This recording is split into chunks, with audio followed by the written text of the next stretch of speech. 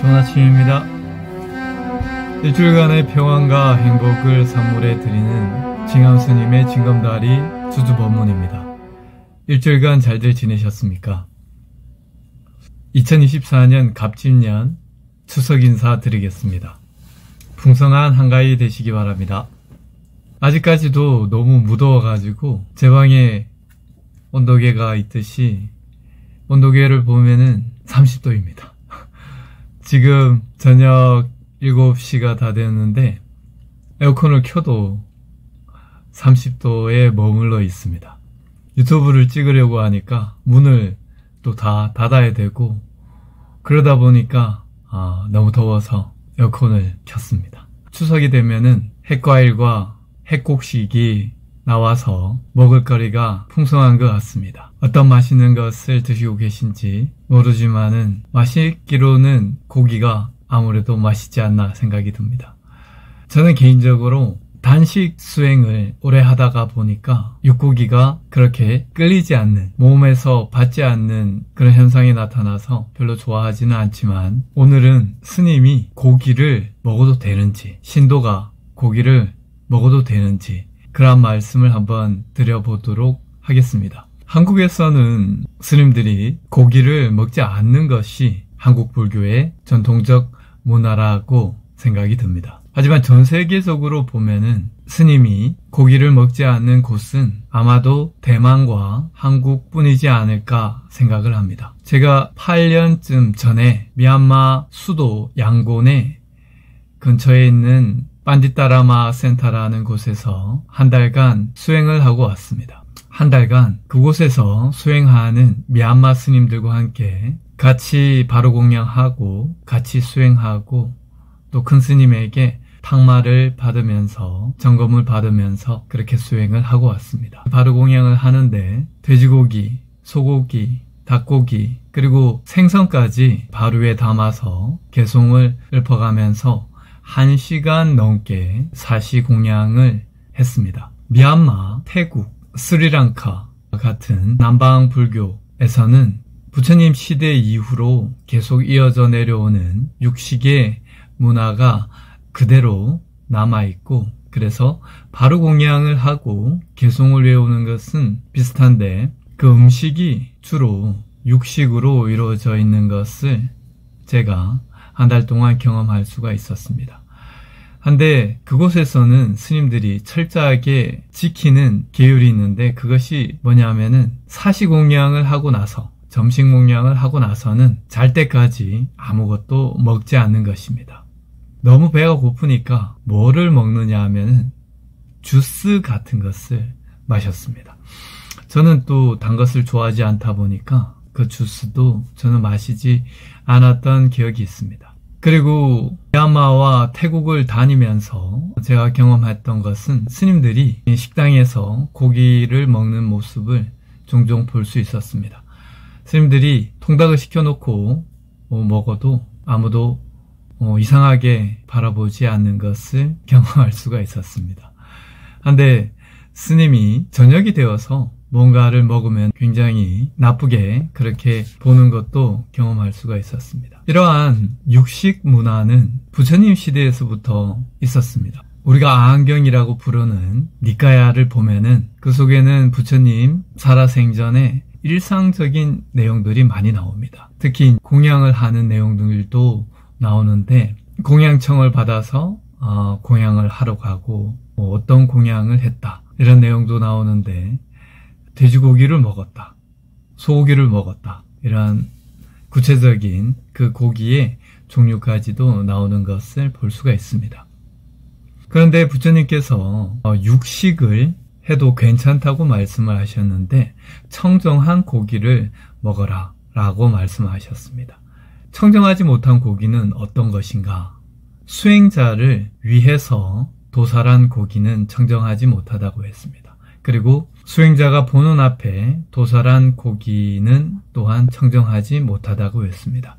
청정하지 못한 고기를 제외하고서는 고기를 먹어도 된다고 말씀하셨습니다. 인도 불교에서부터 쭉 이어진 남방 불교에서는 그대로 스님들이 육식하는 것을 허용하는데 어떻게 하다가 한국 불교에서는 고기를 먹지 않도록, 스님들이 고기를 먹지 않도록 이렇게 변했을까요?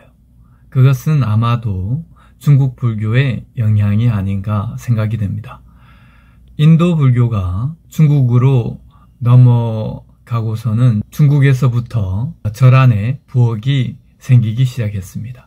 부처님 시대 때는 절 안에 부엌이 없었습니다. 오로지 탁발을 통해서, 걸식을 통해서 얻어온 음식을 함께 나누어 먹는 것이 전부였습니다. 그러다가 중국으로 넘어오다 보니까 중국에서는 혹독한 겨울이 있고, 혹독한 겨울에서부터 봄까지는 신도들도 먹을 것이 부족한 경우가 많죠. 그리고 너무 춥기 때문에 탁발을 하러 나가기도 어렵습니다. 그래서 중국에서는 스님들이 스스로 농사를 짓고 그 농작물을 가지고 절 안에 부엌에서 음식을 만들어 먹기 시작을 합니다. 그리고 신도들이 공양 올린 쌀을 비축해 넣었다가 그 쌀을 통해서 밥을 해 먹기도 하게 됩니다.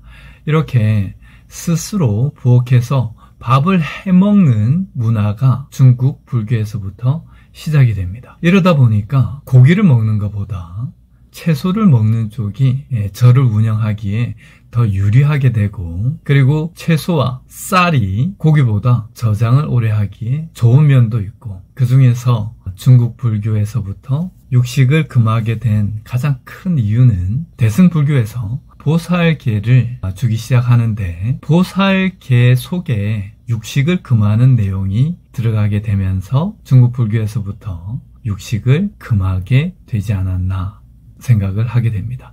이 중국 불교가 우리 한국으로 넘어옴으로써 우리 한국 불교에서도 육식을 금하는 그러한 전통이 생긴 것이 아닌가 생각이 듭니다.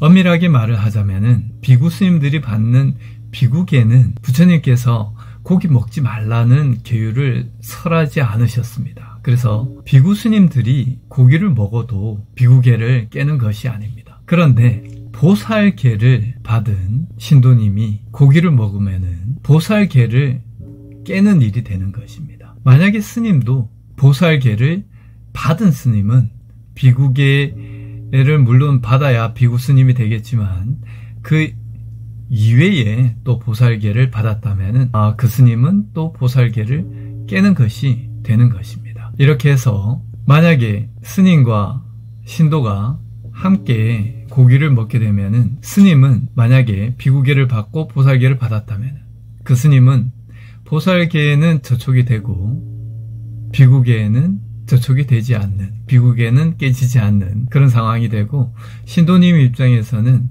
보살님 입장에서는 보살계를 깨는 그러한 보살계에 저촉되는 일이 된다고 하겠습니다. 그래서 스님들이 고기를 먹는 것은 꼭 크게 그렇대다 할 수도 없는 일입니다. 한데 한국 불교에서는 전통적으로 스님들이, 수행자가 고기를 먹지 않는 것이 전통적인 관습이다, 전통적인 문화다라고 그렇게 보면은 되겠습니다. 저는 미얀마, 태국 등지에서 스님들의 생활도 보고 그리고 동국대 석사과정, 박사과정을 거치면서 니까야 그리고 율장 공부도 하면서 그 역사적인 내용도 두루 이렇게 살펴보다 보니까 스님이 고기를 먹는 것이 꼭 그렇댔다라고 할 수는 없다고 생각이 듭니다. 제가 고기를 먹는 것을 별로 좋아하지 않는 이유는 고기를 먹을 때 부처님께서 청정하지 못한 고기는 먹지 말라라고 말씀하신 것과 관련이 있지 않나 생각이 듭니다.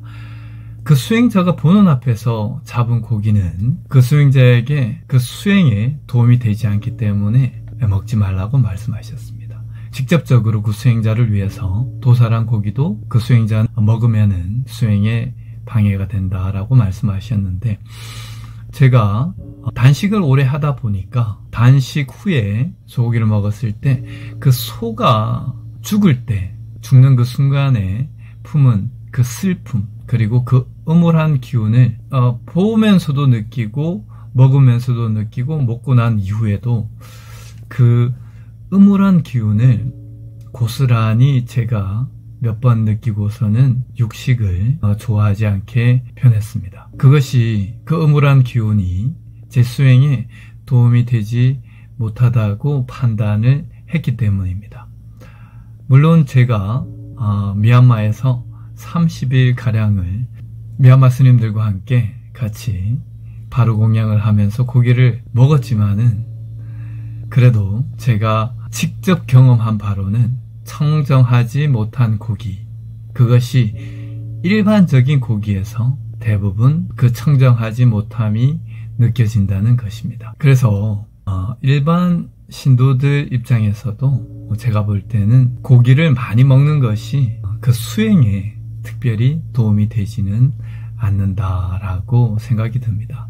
한데 어느 스님께서 무릎이 불편하고 그리고 치아가 불편해서 곰탕을 한 그릇 드시는데 그 일을 가지고 누가 계율을 지키지 않는다 뭐라 한다면은 그 스님이 잘못이 아니고 제가 볼 때는 누군가 뭐라 하는 그 사람이 잘못이 있다고 생각이 듭니다. 계율도 그 여건에 맞게, 상황에 맞게, 그리고 수행을 위해서 적절하게 닦으면은 좋지 않는가 그렇게 생각이 듭니다. 건강을 위해서 육식을 할 수 있는 일이고, 그리고 또 수행을 위해서는 육식을 금할 수도 있는 일이라고 생각이 듭니다. 너무 편협한 생각을 가지고서 옳다 그르다 얘기하는 것보다는 넓은 마음으로, 너그러운 마음으로, 그리고 수행에 도움이 되는 마음으로 육식 문화를 바라보는 것이 어떨까 생각합니다.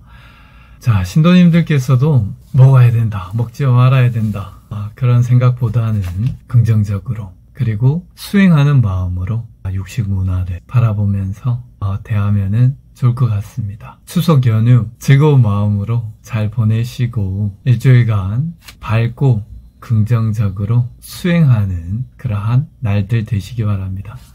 감사합니다.